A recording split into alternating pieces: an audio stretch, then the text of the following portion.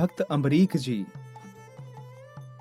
हे भगत जनों, भाई गुरदास जी के कथन अनुसार अम्बरीक भी एक महान भक्त हुआ है। इनकी महिमा भी भक्तों में बेअंत है। आपको दुर्वासा ऋषि श्राप देने लगे थे, लेकिन स्वयं ही दुर्वासा ऋषि राजा अम्बरीक के चरणों में गिर गए। ऐसा था वह भक्त अम्बरीक पहले दक्षिण भारत का राजा था और वासुदेव अथवा श्री कृष्ण भक्त था। यह माया में उदासी भक्त था। इनके पिता का नाम भाग था, वह भी राजा था। जब यह युवा हुआ तो राज सिंहासन पर आसीन हुआ। राजा साधु संतों की अत्यंत सेवा किया करता था और आए गए जरूरतमंदों की सहायता करता था। राजा अम्बरीक में बहुत सारे गुण विद्यमान थे। वह अपनी सारी इंद्रियों को वश में रखता था। वह प्रत्येक व्यक्ति को एक आंख से ही देखता और हर निर्धन, धनी, संत और भिक्षुक का ध्यान रखता।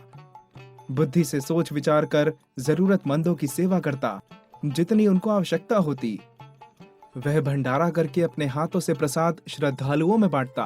वह प्रतिदिन राम का सिमरन करता तथा नंगे पांव चलकर तीर्थ यात्रा के लिए जाता और कानों से सत्संग का उपदेश सुनता। राजा अम्बरीक ऐसा त्यागी हो गया कि वह राजभवन, कोष, रानियां, घोड़े, हाथी, किसी वस्तु पर अपना अधिकार नहीं समझता था। वह सब वस्तु में प्रजा एवं परमात्मा की मानता था। एकादशी के व्रत रखता एवं पाठ पूजा में सदा मग्न रहता। इस तरह राजा अम्बरीक को जीवन व्यतीत करते हुए कई वर्ष बीत गए। एक वर्ष श्री कृष्ण जी की भक्ति की प्रेम मस्ती तथा श्रद्धा भावना में लीन होकर उसने प्रतिज्ञा की कि वह हर वर्ष एकादशियां रखेगा। 3 दिन निर्जला व्रत और मथुरा वृंदावन में जाकर यज्ञ करके दान पुण्य भी देगा। उसने ऐसी प्रतिज्ञा कर ली। अम्बरीक एक आशावादी राजा था। उसने भरोसे में सभी बातें पूरी कर ली और मंत्रियों सहित मथुरा वृंदावन में पहुंच गया।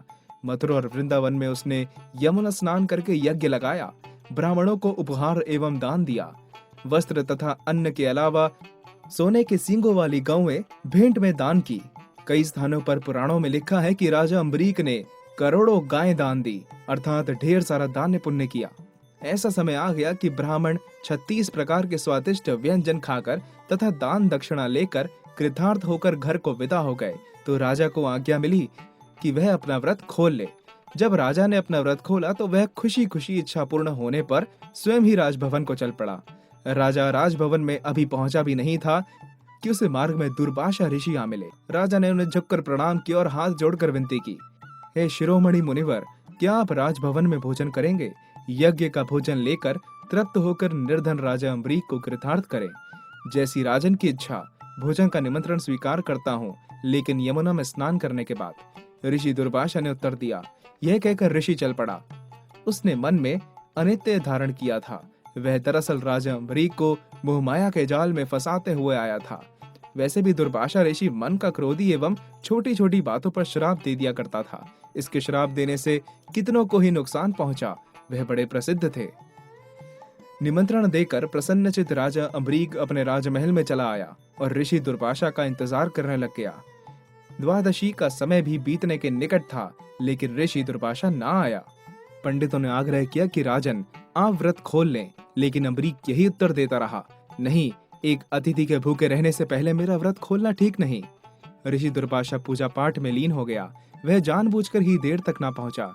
जब ऋषि ना आया तो ब्राह्मणों ने चरणामृत पिलाकर व्रत खुलवा दिया और कहा कि चरणामृत अन्न नहीं। ऋषि दुर्वासा समय पाकर राजा अम्बरीक के राजभवन में उपस्थित हुआ। उसने योग विद्या से अनुभव कर लिया कि राजा अम्बरीक ने व्रत खोल लिया है। उसे गुस्से करने का बहाना मिल गया। ऋषि दुर्वासा ने अम्बरीक को अपशब्द बोलने शुरू कर दिए।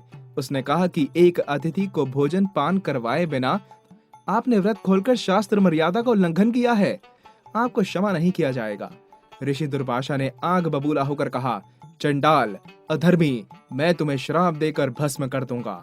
महामुनि क्रोध में आकर बुरा भला कहता गया। राजा अम्बरीक उनकी चुपचाप सुनता रहा। उसने उनकी किसी बात का बुरा नहीं माना और खामोश खड़ा रहा। राजा का हौसला देखकर ऋषि का मन डोल गया, लेकिन क्रोधवश होकर उसने कोई बात ना की। जब दुर्वासा ऋषि अपशब्द कहकर शांत हुए तो राजा अम्बरीक ने हाथ जोड़कर विनती की, हे महामुनि जी, जैसे पूजनीय ब्राह्मणों ने आज्ञा की वैसे ही मैंने व्रत खोला। आपकी हम राह देखते रहे। उधर से तिथि बीत रही थी। अगर भूल की गई है तो भक्त को क्षमा करें। जीव भूल कर बैठता है। आप तो महाकृपालु धैर्यवान मुनि हैं। दया करें, कृपा करें, कुछ जीवन को रोशनी प्रदान करें। मैं श्राप लेने जीवन में नहीं आया, जीव कल्याण की इच्छा पूर्ण करने के लिए पूजा की है। लेकिन इन बातों से ऋषि दुर्वासा का क्रोध शांत न हुआ, वह और तेज हो गया। जैसे वह धर्मी राजा को तबाह करने के इरादे से ही आया था। उसने अपने क्रोध को और चमकाया तथा क्रोध में आकर दुर्वासा ने अपने बालों की एक लट उखाड़ी। उस लट को जोर से हाथों में मलकर योग बल द्वारा एक भयानक चुड़ैल पैदा की और उसके हाथ में एक तलवार थमा दी जो बिजली की तरह चमक रही थी। उस चुड़ैल को देखकर ब्राह्मण, माननीय लोग और राजभवन के सारे व्यक्ति डर गए। अधिकतर ने अपनी आंखें बंद कर ली, लेकिन धर्मनिष्ठ और भक्ति भाव वाला राजा अम्बरीक ना डगमगाया और ना ही हारा और ना ही डरा। वह शांत ही खड़ा रहा। जैसे ही चुड़ैल धर्मनिष्ठ राजा अम्बरीक पर हमला करने लगी तो राजा के द्वार के आगे जो भगवान का सुदर्शन चक्र था वह घूमने लगा। उसने पहले चुड़ैल का बाजू काट दिया और उसके बाद उसका सर काट कर उसका वध कर दिया। वह चक्र फिर दुर्भाषा ऋषि की तरफ हो गया। आगे आगे दुर्भाषा ऋषि तथा पीछे पीछे सुदर्शन चक्र दोनों देवलोक में जा पहुंचे, लेकिन फिर भी शांति ना आई। देवराज इंद्र भी ऋषि की रक्षा ना कर सका। दुर्वासा बहुत अहंकारी ऋषि था। वह सदा साधु संतों, भक्तजनों और अबला देवियों को क्रोध में आकर श्राप देता रहता था। उसने शकुंतला जैसी देवी को भी श्राप देकर अत्यंत दुखी किया था। इसलिए ईश्वर ने उसके अहंकार को तोड़ने के लिए ऐसी लीला रची। भयभीत दुर्वासा ऋषि को देवताओं ने समझाया कि राजा अम्बरीक के अलावा आपका किसी ने कल्याण नहीं करना और आप मारे जाएंगे। परमात्मा उसके अहंकार को शांत करने के लिए ही यह यत्न कर रहा था। उसने तप किया, पर तप करने से वह अहंकारी हो गया। दुर्वासा परलोक और देवलोक से फिर दौड़ पड़ा। वह पुनः राजा अम्बरीक की नगरी में आया और अम्बरीक के पांव पकड़ लिए। उसने मिन्नतें की कि हे भगवान रूप राजा अम्बरीक, मुझे बचाएं। मैं आगे से किसी साधु संत को परेशान नहीं करूंगा। दया करें, मेरी भूल माफ करें। जब दुर्वासा ऋषि ने ऐसी मिन्नतें की तो राजा अम्बरीक को उस पर दया आ गई। उसने दुर्वासा की दयनीय दशा देखी तो वह आंसू बह रहा था। राजा को उसकी दशा पर तरस आ गया। राजा अम्बरीक ने हाथ जोड़कर ईश्वर का सिमरन किया। प्रभु दया करें, प्रत्येक प्राणी भूल करता रहता है।